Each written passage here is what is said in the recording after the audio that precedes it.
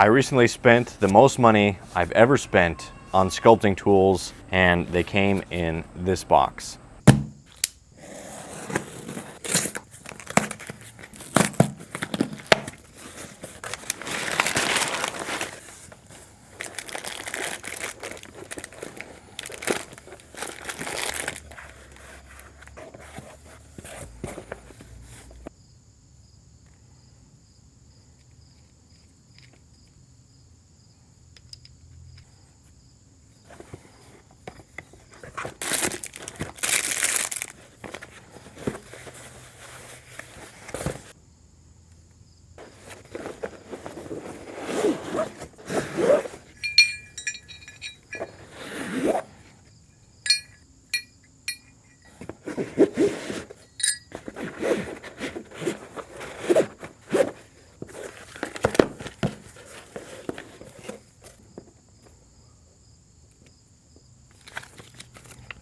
So it was about $1,000 to get the setup to use these tools that came in this box. So in this video, we're going to talk about that and maybe talk about who these tools might make sense for. So these are pneumatic chisels for stone carving, stone sculptors. I believe it's the company that invented pneumatic chisels over 100 years ago, and it's called the Trowel and Holden. And when I went to the Magic Marble Stone Sculpting Festival in Sylacauga, Alabama, many of the sculptors use these tools from Trowel and Holden and recommended them, and so that's why I decided that that was the brand that I was going to go with. Now they do also have an Italian version, and then there are also cheap pneumatic chisels that you can get that cost like 1/10 of the price. I believe I purchased a set of those, and I wanted to do a comparison video, but that'll have to be in the future because I was looking around and I couldn't find those. So this one will just be talking about this set of chisels, and maybe we'll compare that to the cheaper set that's like 1/10 the cost, and kind of do a pros and cons list and see if you can get away with something that's a little bit cheaper. Let me know if you're interested in that, and if there's enough people interested, I will make that video. I purchased the set. They said that if you purchase the set, it comes with a little bit of discount worked in. They also said that there was a student discount that were in education. I wasn't able to find any discount like that. And I did reach out to the company. They don't do sponsorships or anything like that, so this video isn't sponsored. It's just for fun. It's sponsored by my sculpting courses. If you want to learn to sculpt people, check those out. There's links in the description for that. So the main tool is this little guy right here. This guy right here that they've colored in this teal. So it has just a little piston inside that goes back and forth with the air.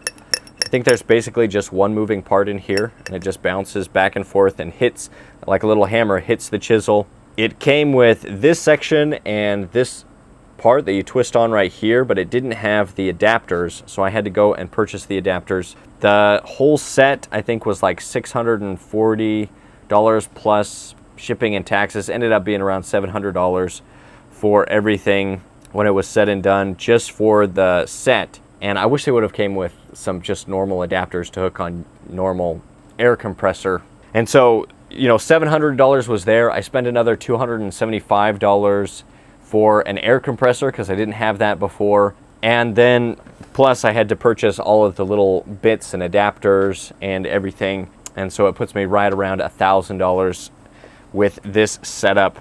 So I went with the larger size. This is a 3/4 inch piston, so it's a little bit stronger, but you can reduce the aggressiveness of the chisel by lowering the air pressure. This also came with this green section of tubing, and then I had to get adapters for that as well. And it does have this plastic valve so that you can control the pressure. You can have it go up or down to have a more precise control on how much airflow is coming through.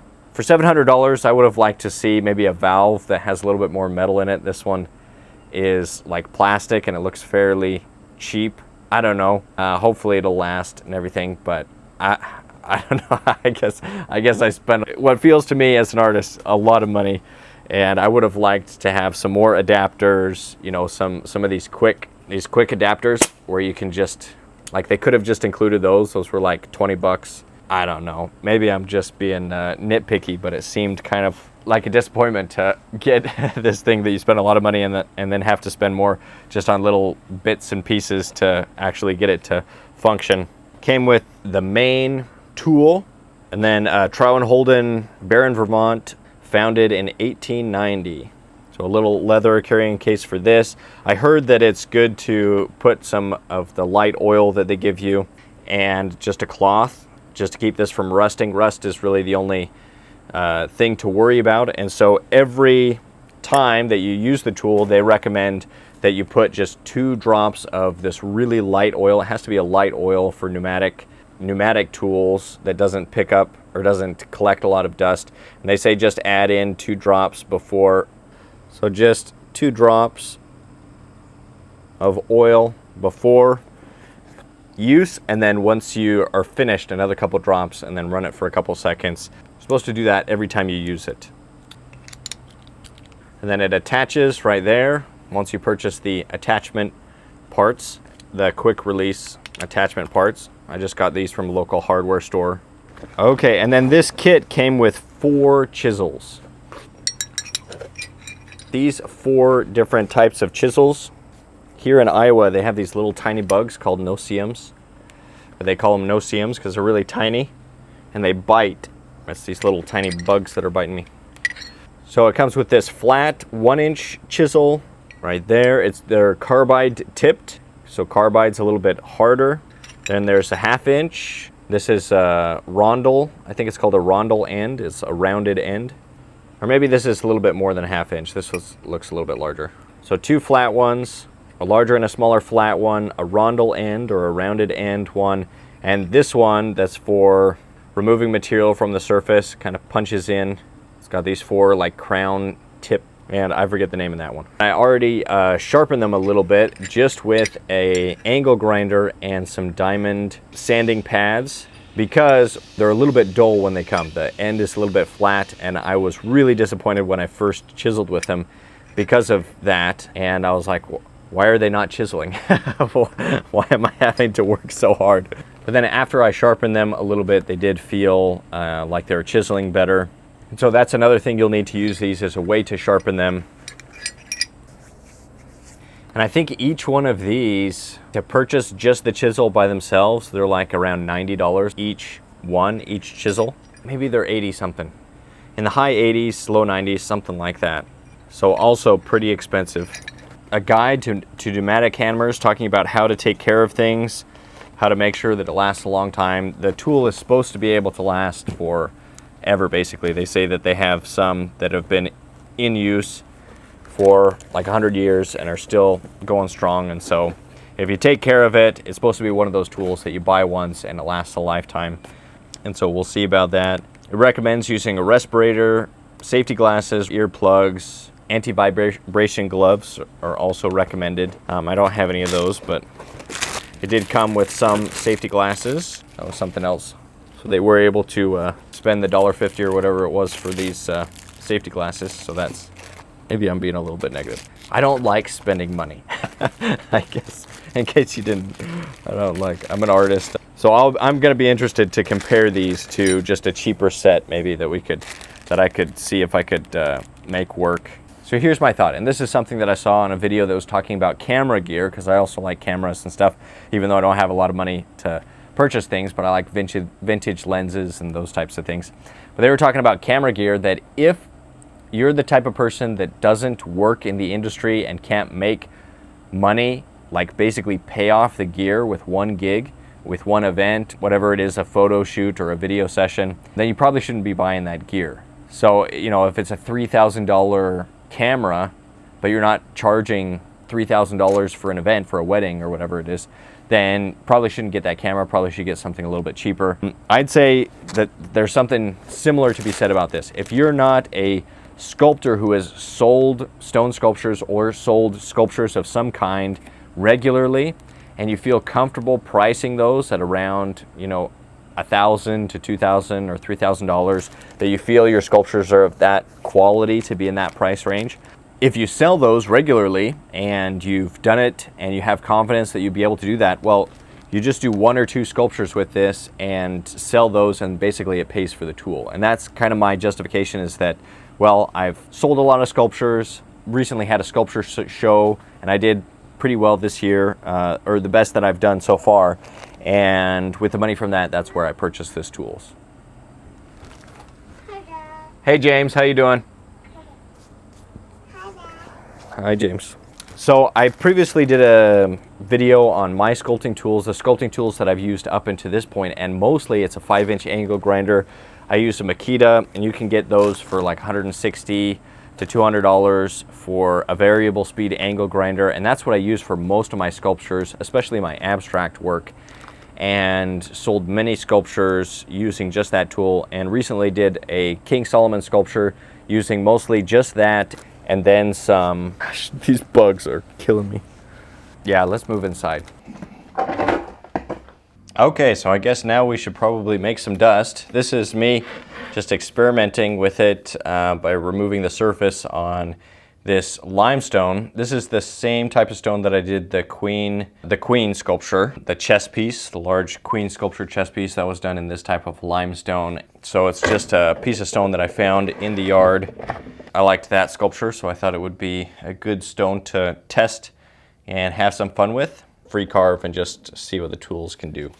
So one of the things that you have to be aware of is that if you start the air here, the chisel will just fly out. There's nothing holding it in place, so you actually have to hold it with your hand as you're starting up the chisel, and then hold the chisel in place as you're working. So it's to be done with 2 hands.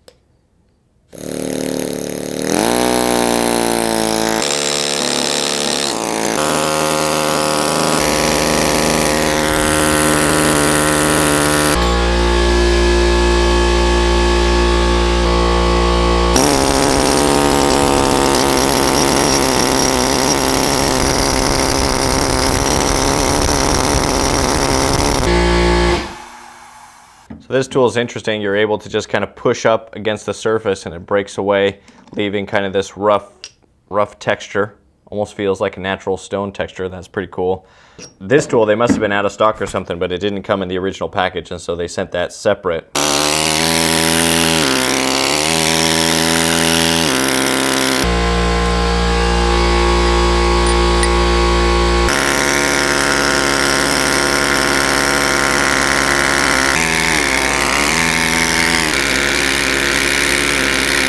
So I've just been kind of messing around, playing on the surface. I still would probably use primarily the angle grinder to remove most of the material before I got into chiseling. Do you see those little golden specks on my arm? I wonder if that's pyrite or something. So let's talk about some of the pros and cons of this tool.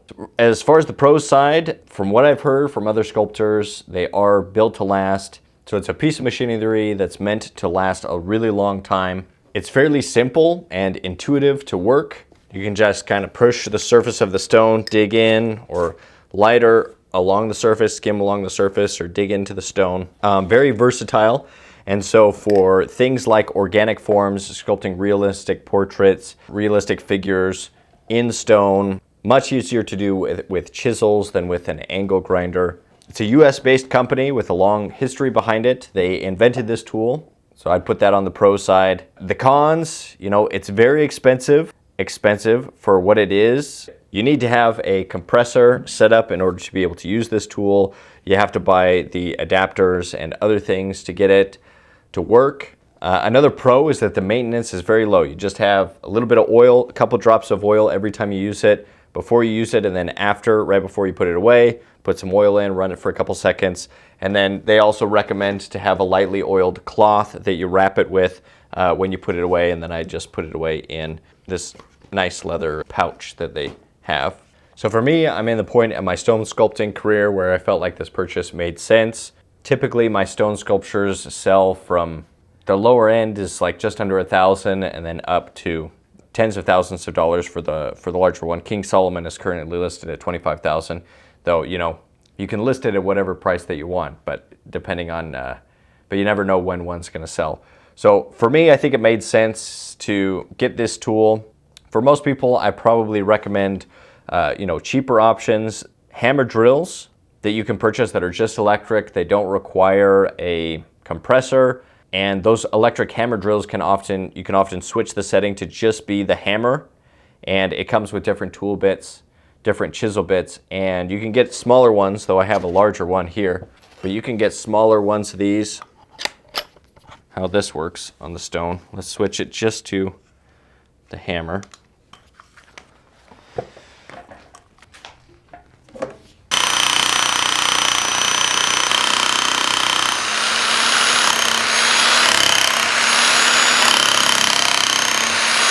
So those electric hammer drills are probably a viable alternative. And then you can just, if you have an angle grinder, an electric angle grinder, you can shape the ends of the tools to be exactly the shape and size that you want.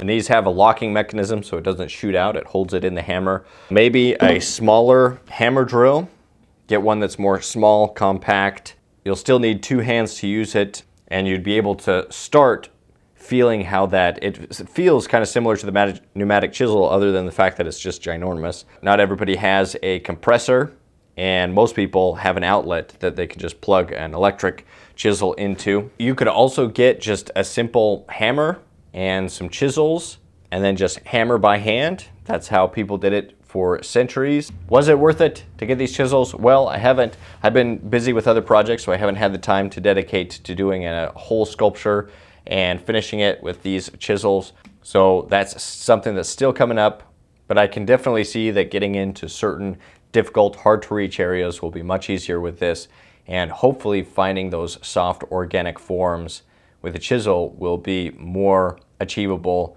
than it has been with an angle grinder, which has proven very difficult to really hone in on those details. I am working on the stone sculpting course, so that'll be coming out hopefully within the next few months.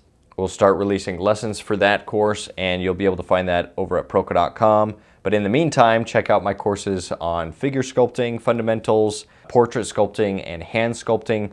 Those are great foundational courses that will really help you if you're interested in sculpting people. But if you're interested in figurative work, then I definitely recommend a foundation in additive sculpture, which is clay sculpting. And my courses are a great resource for that. And I really appreciate anybody that signs up and learns from those courses. Links to those in the description below. So from what I feel, this large flat one is good for honing in surfaces, cutting in corners, on inside corners. It's really good for that. The smaller flat one helps you to get a little bit more detailed with how you're digging into the stone. The rondel end, or the rounded end, helps you to get into these concave areas. Maybe there's areas that you just need it rounded, concave shapes that dig in a little bit. That's what these are really good for. And then this one that looks like a king's crown or something just kind of helps you to carve away or to sculpt away material from the stone, leaving a rough textured edge, which is really nice. I really like that. If you're doing something that you wanted different textures on the stone, that might be a fun texture to work with. What do you think I should sculpt first with these new chisels? Let me know in the comments below. I'd love to hear that.